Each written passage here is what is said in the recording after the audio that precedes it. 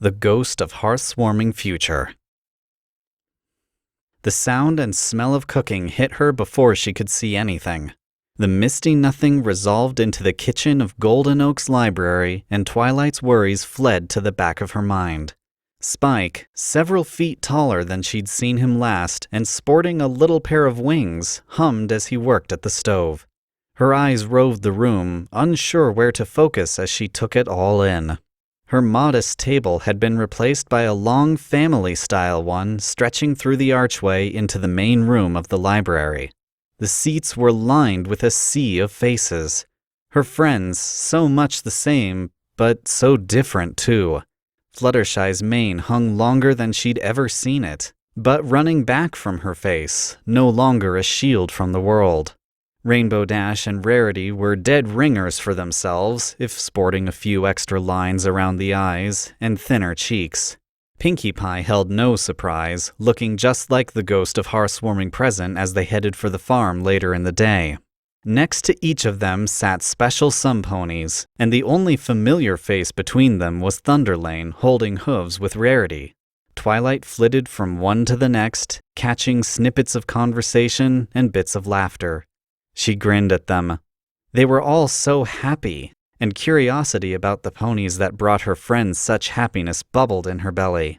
She couldn't wait to get to know these stallions and mares that would grow this close to her friends, and she couldn't wait to make them friends of her own.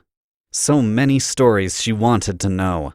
She warred between puzzling out what she could from the conversation or preserving the surprise for when she lived alongside those stories unfolding. Her excitement lessened as she turned from face to face. She didn't see herself or Applejack at the table. 5 spots sat empty. 1 for Spike, 1 for herself, and 3 others. Applejack always struck her as the family type, and her curiosity burned brighter. She peered around the archway into the main library. There she was, around a decade older and perhaps a few inches taller still from her transformation to an alicorn, sitting by the fireplace with a book in front of her muzzle. Twilight smiled at herself and rolled her eyes, but the uneasiness didn't leave. She walked through the table and over to her future self. For several minutes, she heard conversation trickle over from her guests while watching herself devour a book.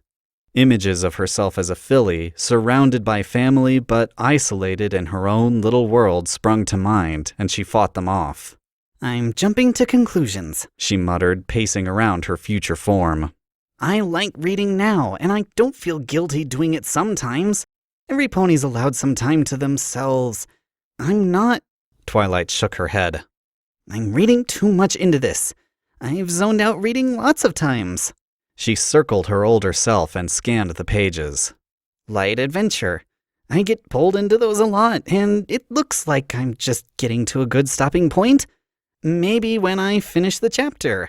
She watched herself finish and turn the page, launching into the next part. She groaned, looping around and casting an irritated glare back and forth from the table to herself. "I must be really zoned out. Some pony'll have to snap me out of it or..." Laughter erupted from Rainbow Dash, tantalizingly familiar but with a raspier quality. The reading Twilight's ear flicked, and a crease formed in her brow, drawing the book closer, blocking out the dinner conversation. Twilight gaped at herself. "No! Stop it! Stop it!" Her horn lit up as she tried to wrest the book from her future self, but she grabbed nothing. She swung her hooves through the air and through the book itself, trying to stomp it down. She sprawled on the floor. "You're missing it! You're missing it again! Stop it! Stop it!" she screamed at herself. She squeezed her eyes shut and buried her face in her hooves, twisting away from her future, from her betrayal. She lay on the floor, cringing at the laughter she was missing. A hoof rubbed her shoulder. She sniffled and wiped her muzzle, looking up at the ghost. Dragging herself to her haunches, she cleared her throat, cast a bitter glare at herself, and turned back to the spirit. "Where is Applejack?" The spirit smiled at her and turned towards the door. As the ghost passed through, heading out into the snowy day, Twilight looked around the room again, at the faces of her friends, and herself off to the side, ignoring them. I'm not going back to that, she promised. Never again. Twilight turned and followed the spirit out into the quiet evening of Ponyville. The sun had set, and light poured into the street from homes full of other family dinners. They drifted past the occasional group, still wandering about the growing cold, singing songs and laughing together. Some buildings Twilight expected to see were gone, and empty lots had new homes and shops. The 10 years or so of time showed growth in Ponyville, but much remained the same. It made her think about what else had changed aside from herself. She pushed the discomfort away as they walked. I wonder why Applejack was running late, she mused to the spirit, partly to fill the silence. I saw the extra seats. Maybe she found some pony else, and he or she held them up. Maybe she has a foal. The ghost walked forward, offering Twilight no response. As they entered the orchard, the sky lightened as the sun moved backwards. Twilight tapped her chin. You're showing me something from earlier? Did something bad happen? Twilight sped to a trot, moving through the snow-capped trees towards the farmhouse. A decade gone, the building looked much the same. New coat of paint here, replaced siding there, but a soothing constant she could rely on. Twilight stepped through the door to her friend's home. For all the same, a stark difference struck her immediately as her eyes fell upon the empty rocker by the fireplace. She shook her head, thinking it better to explore than assume, and wandered through the home. Big Macintosh was cleaning the kitchen counters, sliding a rag across the surface while staring out the window. The years had been kind, and if Twilight didn't know that years had passed since the last memory, she would have thought it could have been the same day.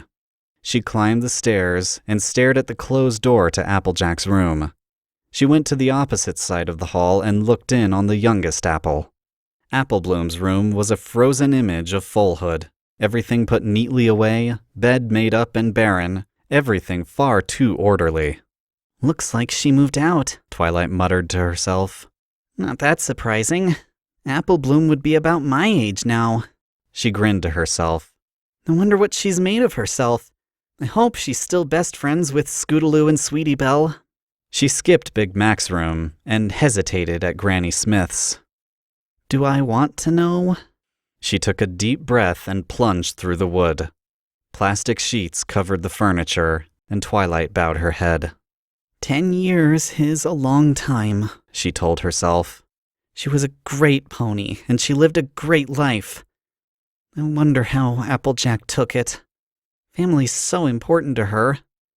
I hope she had some pony to lean against. Whoever she ended up with would need to be strong for her when she needed it.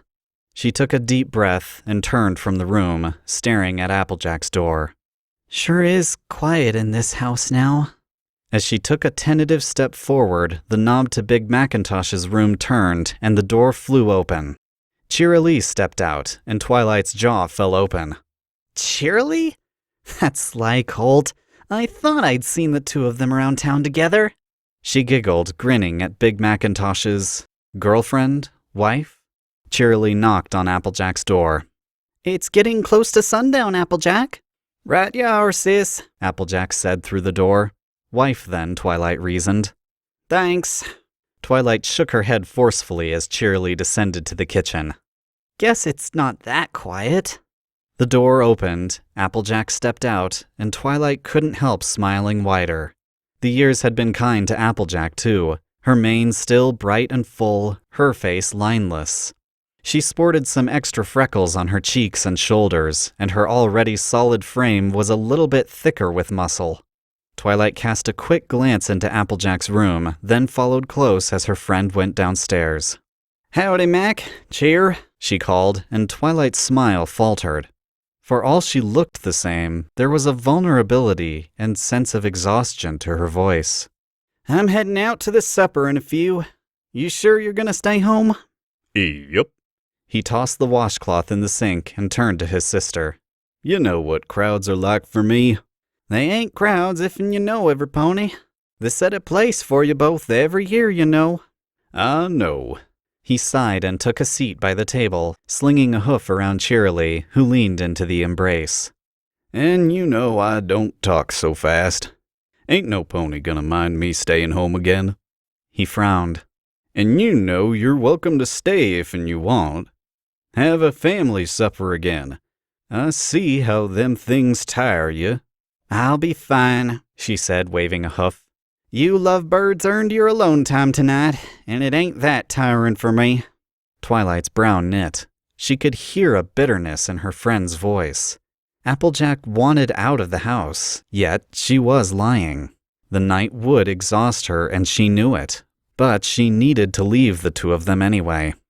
Is that why you leave so early for 'em? He cast a piercing look at her, and Twilight watched her friend's throat bob. I just like taking my time through the trees is all. Don't you worry a lick about me. His frown deepened, but cheerily poked him in the side, whispering, Leave her be. He let out a breath and nodded. Anyway, I'm off. Don't y'all be waiting up for me. She offered a half-hearted smile and headed through the door. Twilight followed, her mind racing. Applejack's room wasn't set up for two ponies, she muttered. Applejack's alone. Her brow knit as her friend wandered off the path and into the orchards. And she likes Cheerily just fine, but I don't think she likes living with them. Where's she going?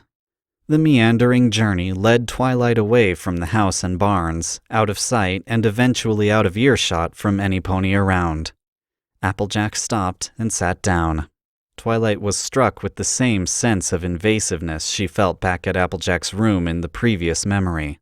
The desire to flee pulled at her, but she pressed forward, step after step, to bring her friend's face into view. Just gotta hold it together, Applejack told herself. Just gotta be all smiles, 'cause they're expecting me. Twilight fell to her haunches, watching tears run down Applejack's face.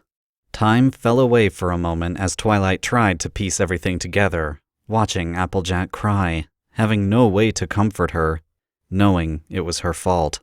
When Twilight at last looked up through the dimness of the setting sun, the ghost of Hearth-swarming future stared back at her.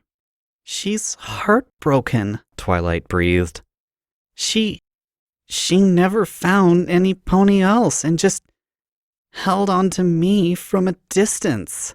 She turned to the shadow of Applejack, the vision of a far-off hearth-swarming where she sat reading instead of seeing her friends, and Applejack sat in a field to cry before being around her. Why? She asked. Why this? Anger boiled in her stomach, and she jumped to her hooves, snarling at the spirit. I know the nature of these spells. They show one future out of many. One choice from dozens, but this? She looked at Applejack. This can't be real. This can't actually happen. Applejack's too strong, too sure. She's proud and stubborn, not this.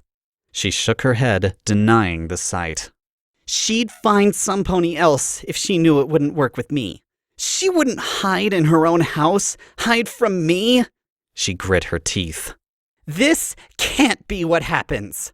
As the words poured from her mouth, doubt nagged at her. She grimaced, unable to keep from voicing the idea. Unless she was so sure it was me she wanted, she refused to move on.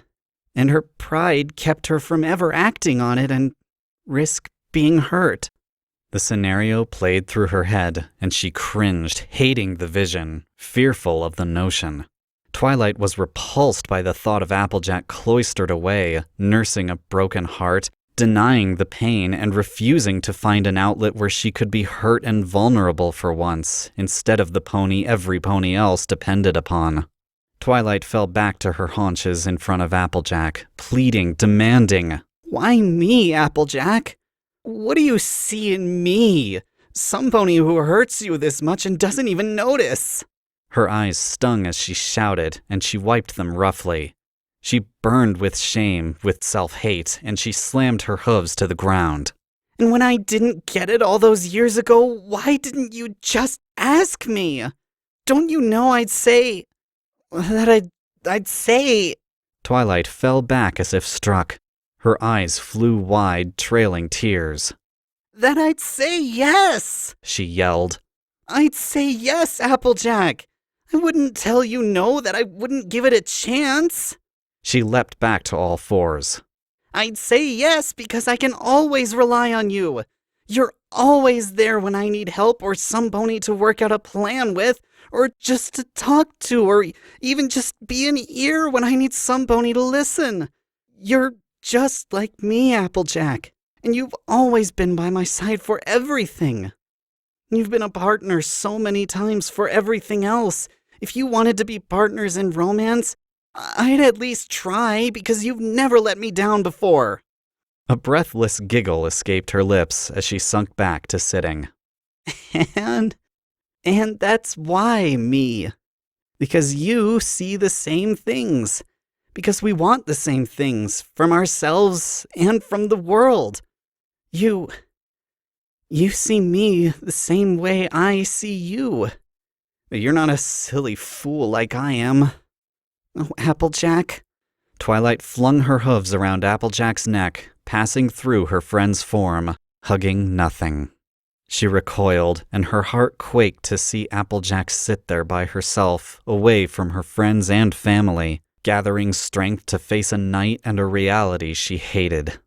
Twilight bowed her head again, and were she really there, her forehead would have pressed to Applejack's. She didn't feel anything, but she gathered her own strength anyway. Eventually she stood, turned away from the memory, and looked to the ghost. I think I have all my questions answered, Spirit. The ghost of Hearth-swarming future nodded. Twilight followed as she walked back through the trees. I know you're not actually Clover the Clever, but do you know if Clover ever had a lover? Most of the stories talk about rumors between her and Starswirl, her mentor, but they're largely discounted.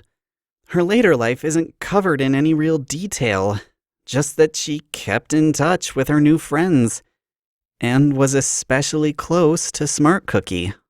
The ghost cast a sidelong glance at Twilight, with a mysterious smile on her muzzle. I guess there are some questions no pony can get answered. She grinned. Like if the ghost of Hearth-swarming past really did make that howl. The trees shimmered, twisting into a vortex. Twilight stepped through without hesitation. She knew what she was doing in the morning.